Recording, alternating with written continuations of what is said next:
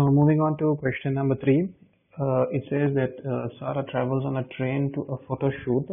She tries to use her smartphone to check her email. She sees this screen. Okay, so this is the screen that she sees.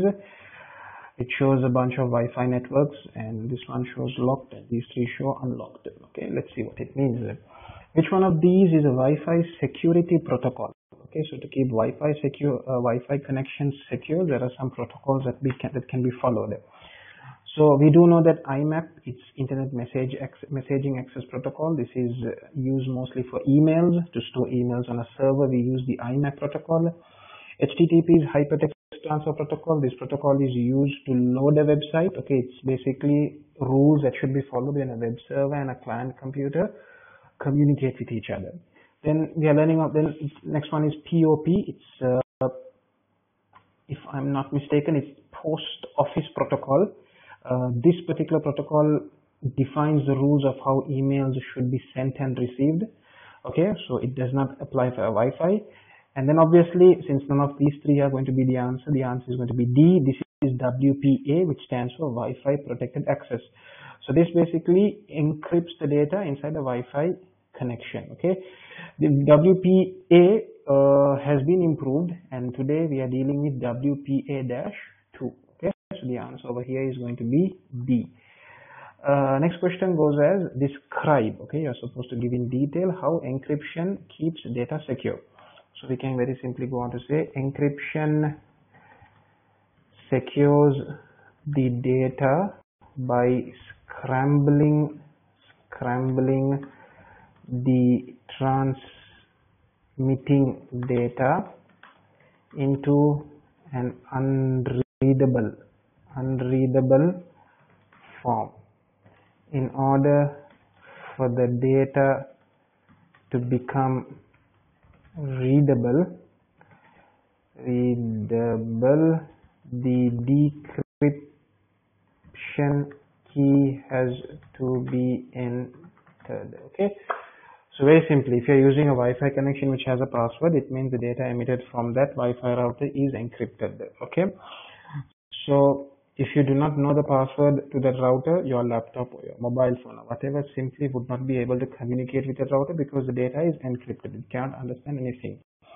Only once you put the password, which is basically your decryption key, only once you put the password, then your laptop or your mobile phone or whatever can then communicate with the router, because then the data has become decrypted, which means the data has become readable. Okay. Moving on to the next question, it says Sarah uses an unsecured Wi-Fi network to check her email. So when we say unsecured, we mean that the data in this network is not encrypted. Okay, and also it means that this Wi-Fi network has no password in it. So describe, give in detail, describe one risk of using an unsecured Wi-Fi network. So you can say using an unsecured Wi-Fi network means that the data is transmitted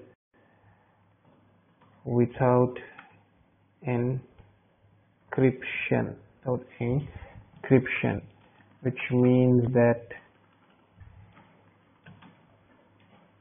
any hacker would be able to understand the data transmitted by users in the Wi-Fi network.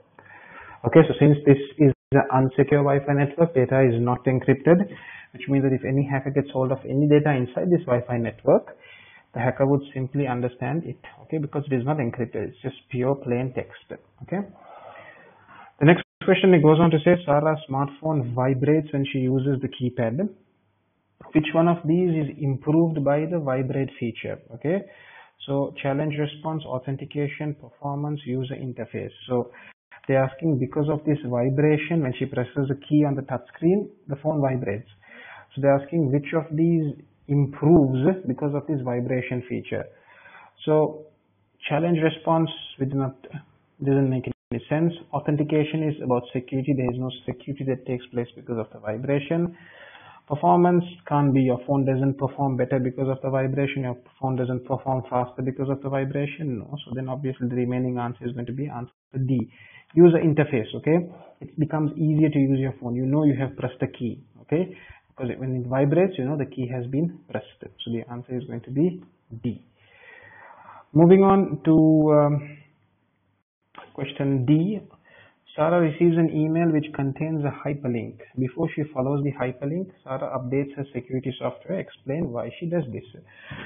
So, before she follows the link, she is updating her security software. So, why do users update their security software? It is so that the security software will know how to deal with the latest of security issues. So we can simply say the latest of viruses, the latest of malware. Okay, so we can go on to say